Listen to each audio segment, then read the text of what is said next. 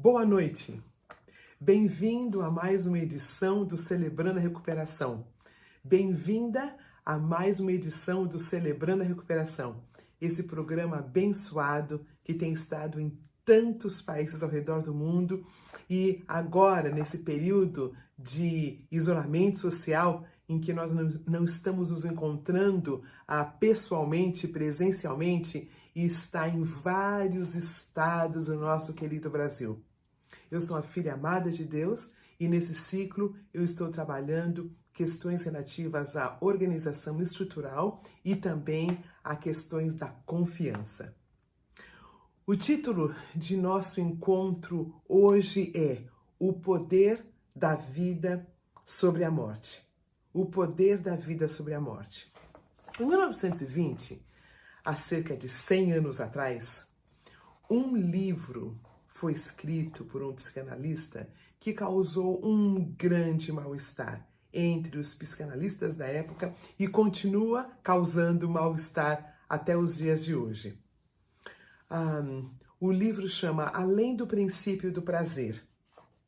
O autor, Freud, ele tinha perdido a filha dele nesse período, ele perdeu a filha dele em meio à gripe espanhola, que dizimou cerca de 40 milhões de pessoas. E também foi logo após a Primeira Guerra Mundial. Então, as más línguas diziam que ele não estava bem da cabeça, que ele estava passando por todo o processo da perda da filha e também estava atendendo muitas pessoas do pós-guerra que vinham todos machucados, traumatizados da guerra, então ele não estava bem. Freud tinha por volta de 64 anos, na verdade ele tinha 64 anos quando ele escreveu esse livro que causou todo esse mal-estar. E qual foi o mal-estar? Qual foi o mal-estar que esse livro causou, que essa produção causou em tantas pessoas? Até então, até 1920, entendia-se que o psiquismo era regido, que o inconsciente era regido pelo princípio do prazer. Nós já vimos isso em alguns vídeos, que a parte consciente era regida pelo princípio da realidade e que a parte inconsciente era regida pelo princípio do prazer. Ele também tinha escrito, em 1914, um livro chamado Recordar, Repetir e Elaborar. Recordar, Repetir e Elaborar. Em que ele dizia que quando nós conseguíamos lembrar das questões recalcadas, nós parávamos de repetir. Né? Então, alguns de nós falamos assim, era recordar, repetir, repetir, repetir e elaborar. A gente lembrava, continuava repetindo, repetindo, repetindo e elaborando. Mas o problema é que mesmo depois de recordar, a gente continuava repetindo. Então, ele começou a questionar isto. E tem 3 outras situações. Tem 3 outras questões que o fizeram repensar nessa questão do princípio do prazer ser aquele que regia todo o nosso psiquismo. E um deles nós já falamos, que era a compulsão à repetição. Por que é que eu, mesmo sabendo que a compulsão alimentar não é boa para mim, eu não consigo parar de comer? Eu faço a bariátrica e continuo repetindo. Aí eu continuo repetindo compras e seja lá o que for. Por que eu, mesmo entendendo que a pornografia faz mal a mim, ao meu cônjuge, à minha mente, por que eu não consigo parar de olhar a pornografia? Tem um ótimo aqui. Por que mesmo eu com cirrose hepática, entendendo que a bebida está consumindo a minha vida, acabando com a minha vida, por que eu não consigo parar? Entende como isso conflitou? Se o princípio do prazer, ele realmente existe, por que eu tenho prazer em fazer coisas tão ruins para mim?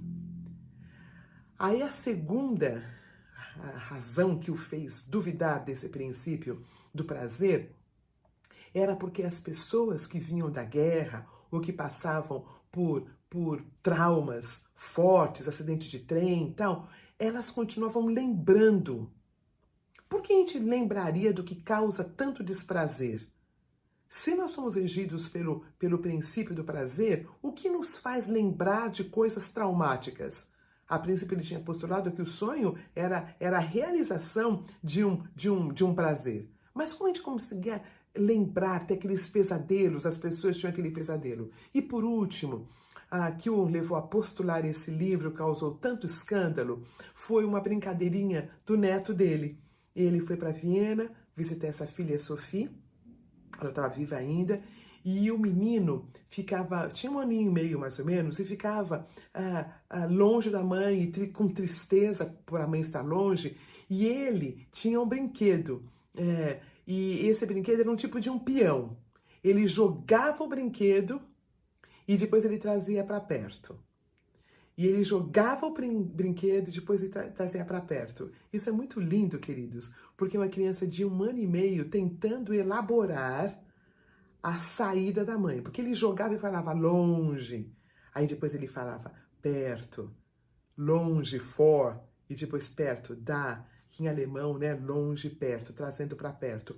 Elaborando, tipo assim, ela vai, mas ela volta. E quando ela ia, podia se ver no olhinho da criança aquela tristeza, aquela raiva. E quando ele trazia para perto a alegria, ele estava organizando na cabecinha dele que a mãe ia e voltava. Então, na cabeça do vô, como é que uma criança estaria repetindo uma coisa tão triste que é ela indo? Então, dá para entender como ele postulou uma coisa diferente. E essa postulação é a que nós vamos usar como base do nosso estudo de hoje. Basicamente, a conclusão que ele chegou é uma conclusão que nós cristãos já sabemos há muito tempo. A primeira colocação que ele fez nesse livro que causou tanto problema é: nós temos uma tendência a nos destruir. Nós temos a tendência para querer voltar ao estado pré-orgânico. Lembra aquilo, para o pó voltarás? Lembra aquele versículo que diz que todos pecaram e carecem da glória de Deus? Essa foi a primeira postulação. A primeira postulação que nós temos a tendência de destruir. Lembra-se, ele tinha visto a guerra, 1917, que estava a Primeira Guerra Mundial, em que as guerras eram de trincheiras.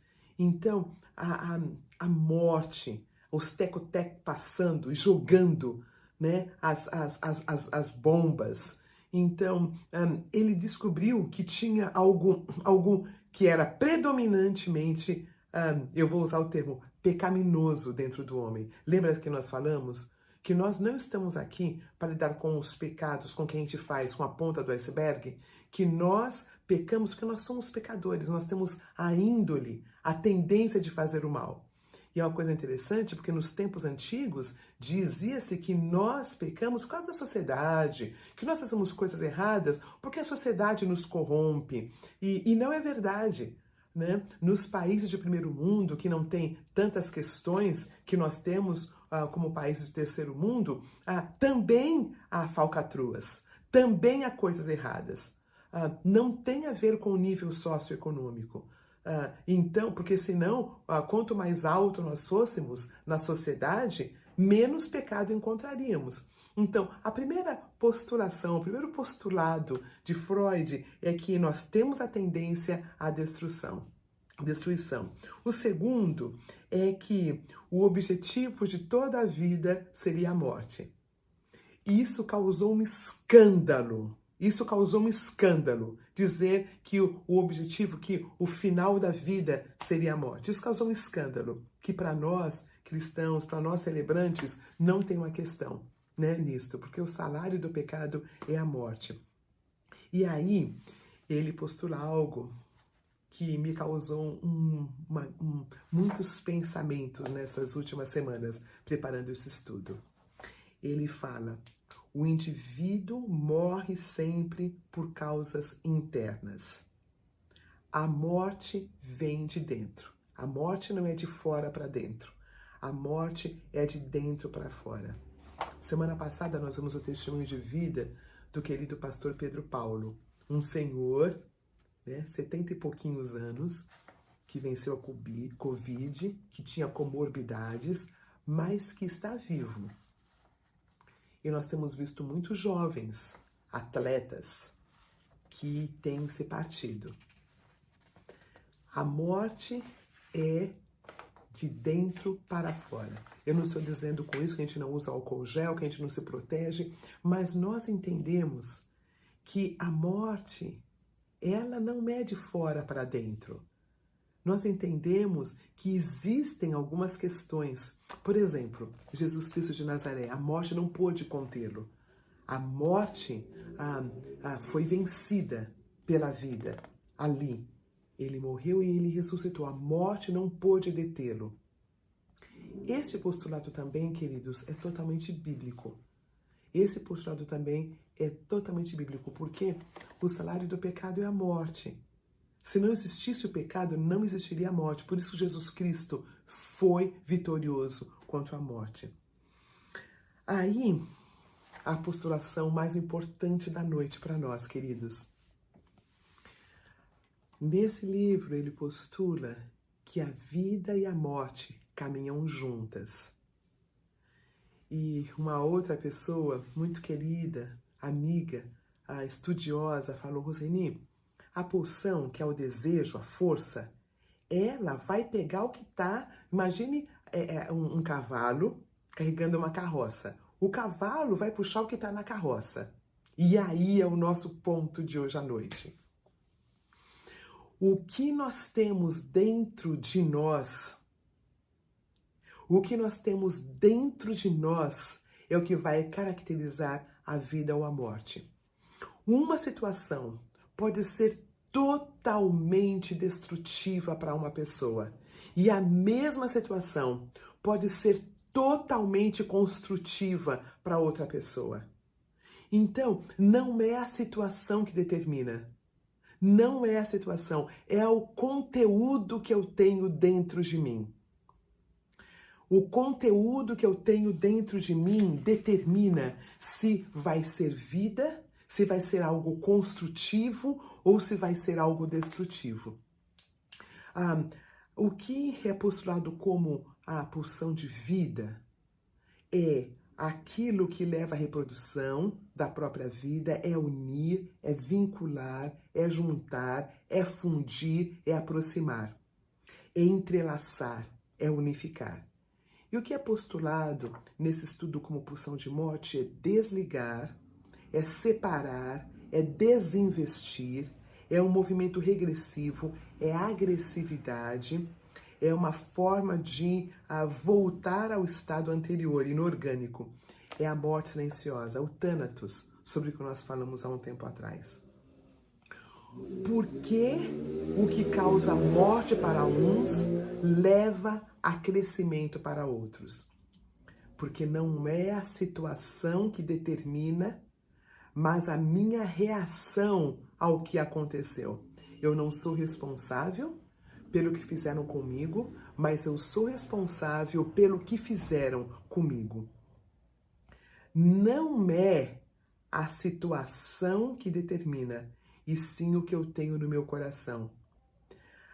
Não é a pandemia que determina a minha felicidade ou infelicidade, e sim o que eu já tenho dentro do meu coração. Depende do que está dentro do meu coração. Na linguagem da psicanálise, depende do que está recalcado.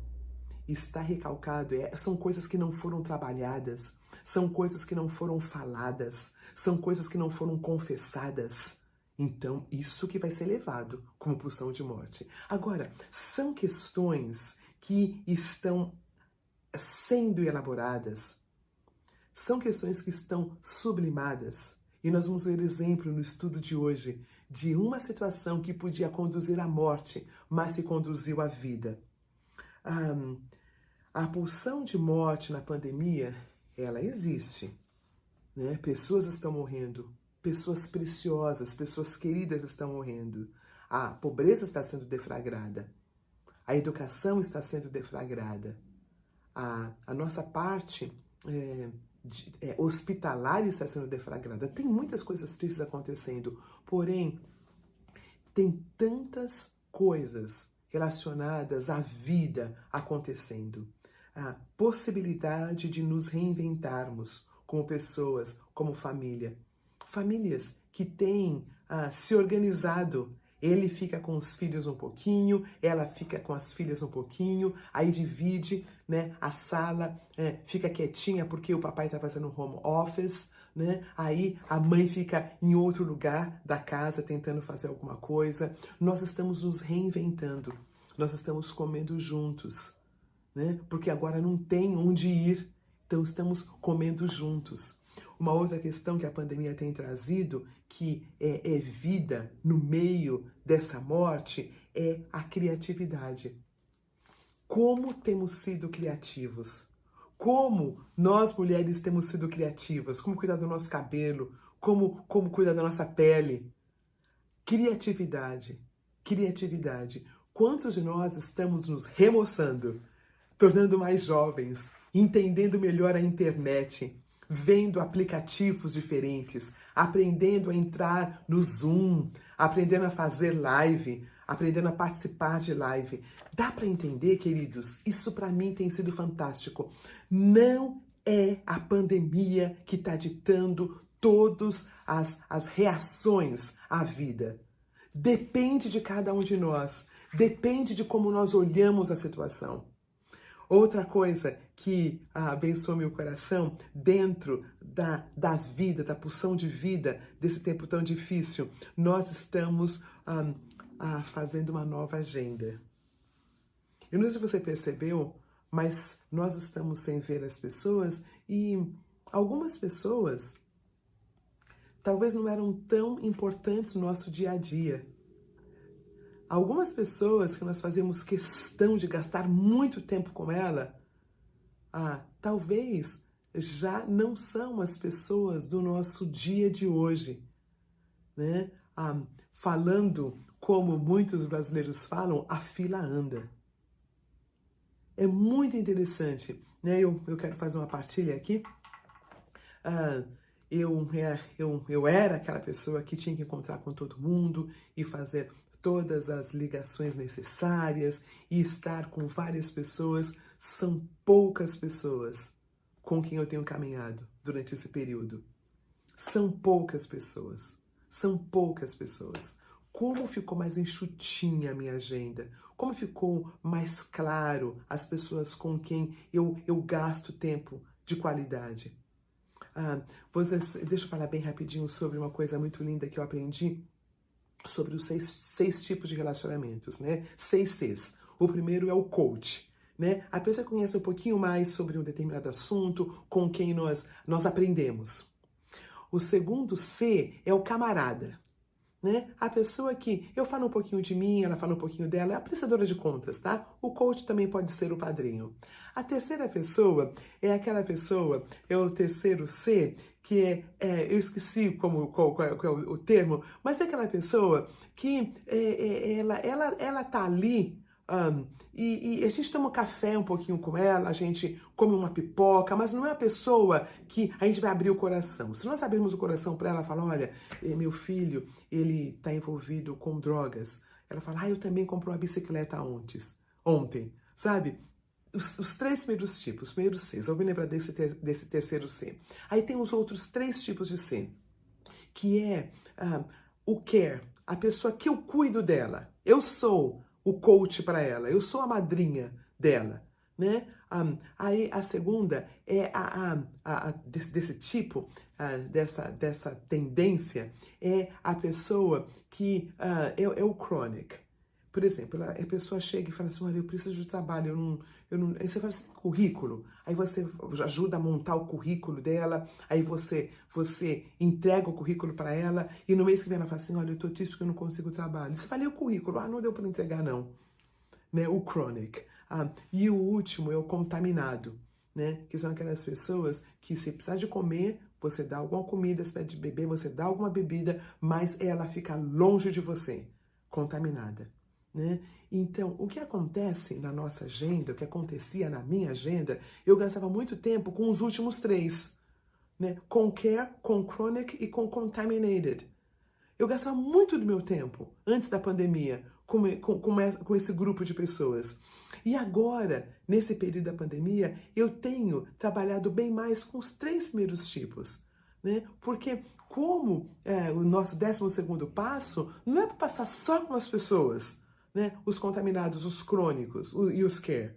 Nós precisamos aprender, nós precisamos dos nossos coaches, nós precisamos dos nossos camaradas e daquele grupo que eu também não lembro o nome agora. Nós precisamos de pessoas que fazem nos crescer. E a pandemia tem nos dado essa oportunidade. E, queridos, uma outra pulsão de vida, uma coisa nova na pandemia é que nós estamos tendo uma qualidade de vida melhor.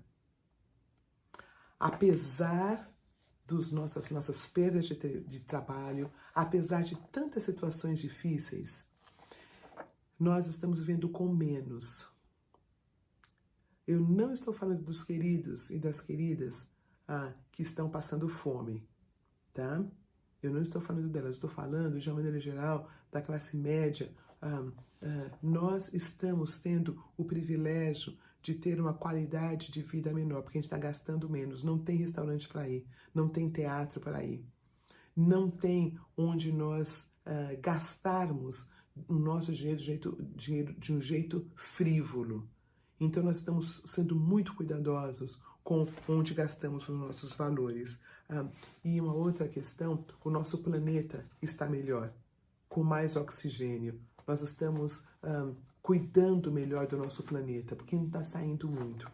Queridos, os conteúdos que estão no nosso coração é que definem onde nós estamos.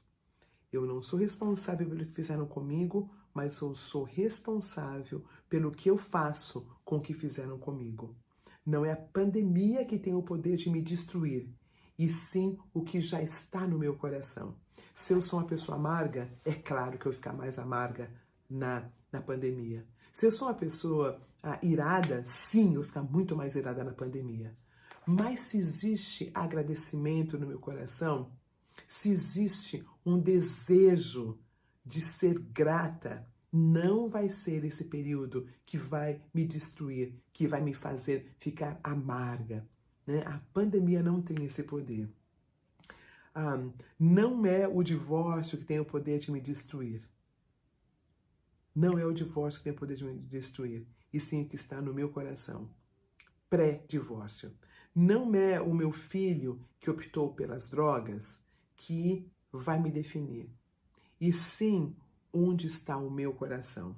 Aí eu queria usar um exemplo de pulsão de vida, um homem que decidiu vida. O nome dele é José. Estas semanas eu li um pouquinho sobre esse livro e eu li muito sobre José. E eu fui muito abençoada. É um rapaz que foi preterido pelos irmãos, como vocês sabem. Um rapaz que foi vendido. Primeiro ia ser morto. Aí um dos irmãos falou, não vamos matar não, vamos vender. Foi vendido. Quando ele é vendido, ele chega a um lugar onde ele é o mordomo de um homem importante chamado Potifar, e a mulher dele o acusa de assédio sexual. E a mulher ganha, ele é preso, ele vai preso, ele fica preso. Lá na cadeia, ele consegue interpretar o sonho de 2 pessoas. E uma delas volta a trabalhar para Faraó. E ele fala, José fala, olha, você lembra de mim quando você estiver lá no palácio? E o rapaz é admitido de volta, mas ele nunca lembra de José. Aí o próprio Faraó tem um sonho. E o chama. Ele acaba sendo a pessoa que vai interpretar o sonho de José. E eu queria ler para vocês o que acontece nesse período. O plano pareceu bom a Faraó e a todos os seus conselheiros. Por isso o Faraó lhes perguntou, será que vamos achar alguém como esse homem em quem está o Espírito Divino, eu estou em Gênesis, capítulo 41, versículo 37. José interpreta o sonho de Faraó e fala, tem que agora alguém cuidar, né? Eram as 7 vacas gordas, depois as 7 vacas magras, e a ideia é que haveria 7 anos de fartura, e depois 7 anos de grande fome, e a ideia era, durante os primeiros 7 anos, a guardar tudo que podia, para sustentar, né?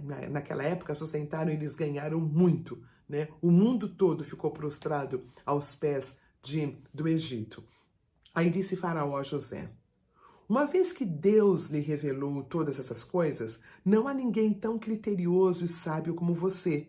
Você terá o comando do meu palácio e todo o meu povo se sujeitará às suas ordens. Somente em relação ao trono eu serei maior que você.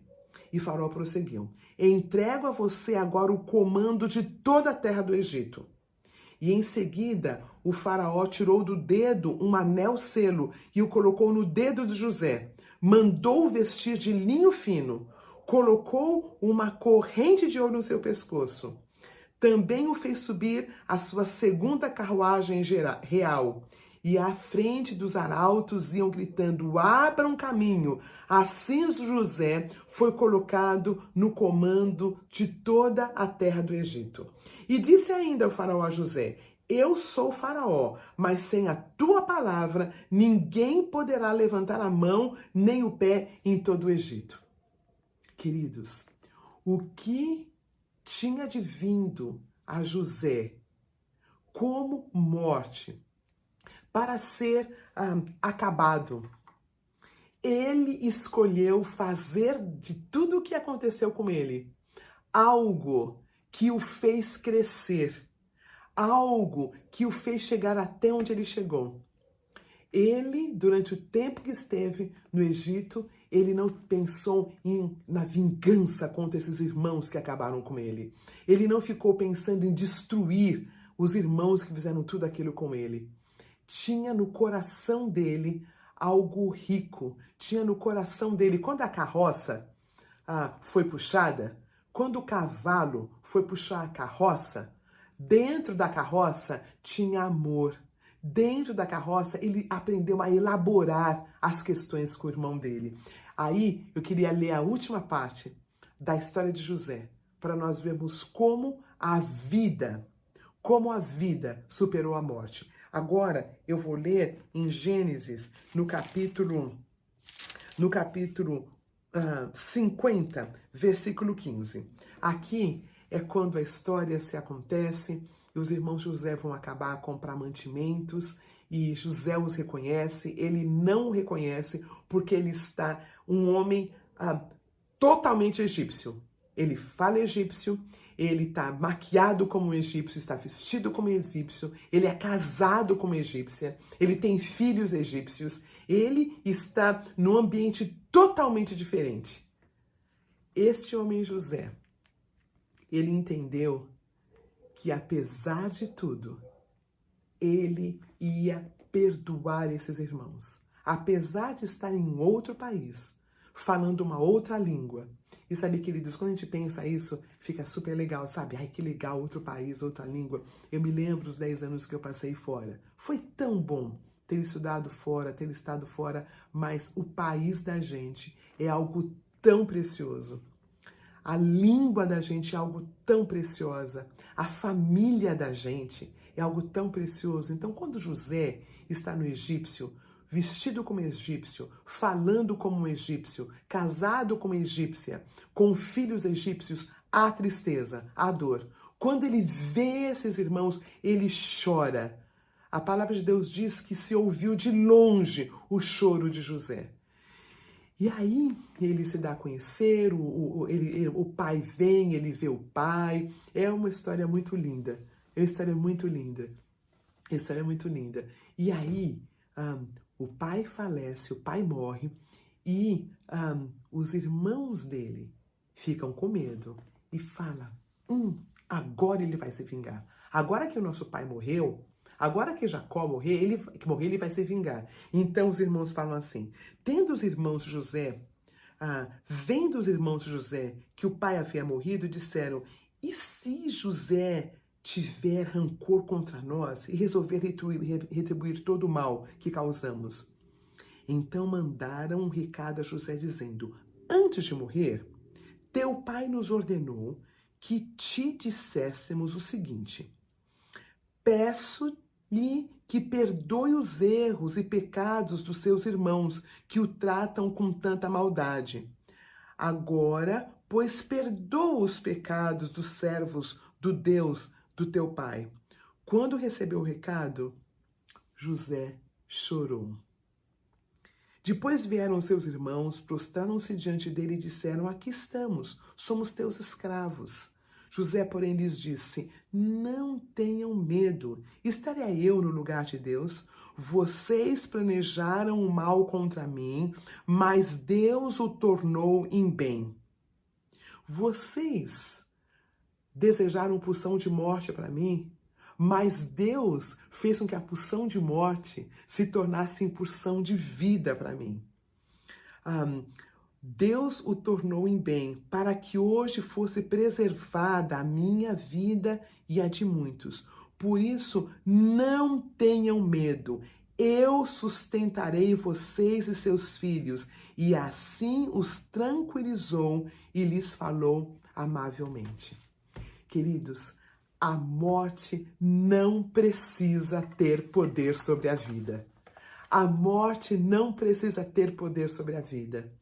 José, em meio a tanta morte, em meio a tanta separação, em meio a tanta dor, ele escolheu a vida e ele foi honrado. Na história de José, ele escolheu a vida. Ele escolheu a vida. E a conclusão do nosso tempo hoje é: o poder da vida sobre a morte está no processo da santificação. Conforme Jesus Cristo é formado em nós, conforme ele vai sendo formado em nós, os nossos conteúdos vão ficando mais fluidos, menos densos.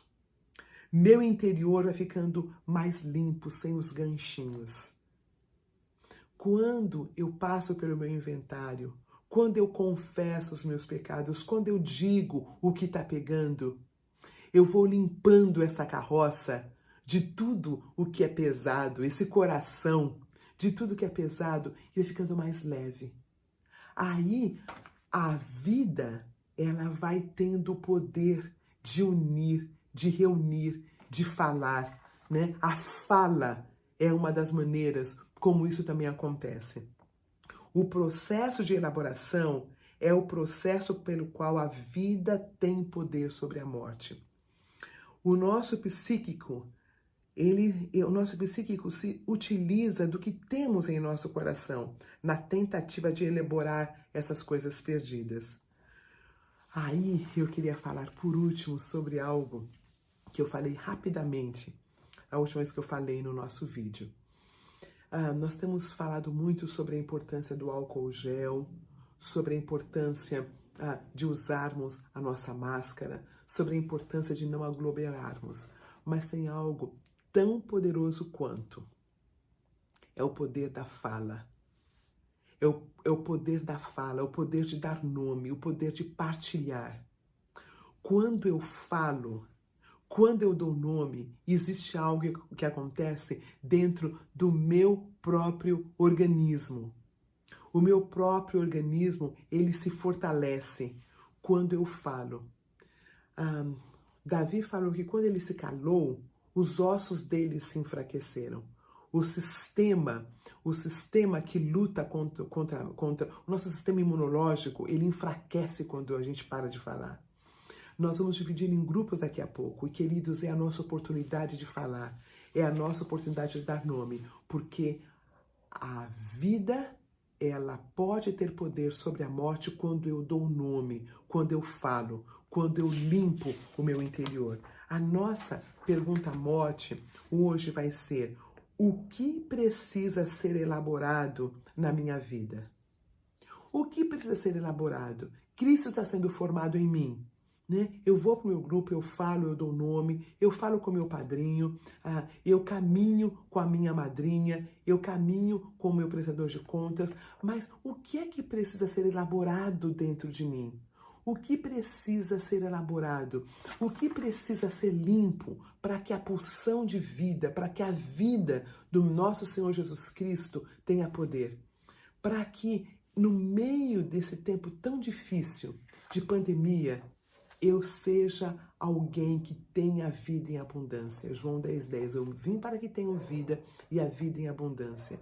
É possível ter vida em abundância em meio a esse caos que estamos vivendo. Não ignorando o caos. Não é ignorando o caos. Sim, tem pessoas que não têm o que comer. Sim, tem pessoas que estão sem trabalho. Há situações deploráveis. Há situações difíceis, mas há coisas boas também. Nós que temos como ajudar, nós que temos como fazer alguma coisa, nós que temos como ajudar o nosso vizinho, o nosso familiar, né? Isto faz parte do meu processo de recuperação. A minha oração hoje é que aquele livro que foi escrito em 1920, que falou que existem essas duas forças que não são antagônicas, que são antagônicas, mas que uma não tira o poder da outra, não estão longe, caminham juntas. Elas são antagônicas, mas caminham juntas. Que nós possamos escolher a vida, que nós possamos escolher a vida em meio à morte. Que a graça do Senhor se faça presente agora nos grupos de apoio e que sejamos abençoados com o que Deus tem pra gente. Uma boa noite.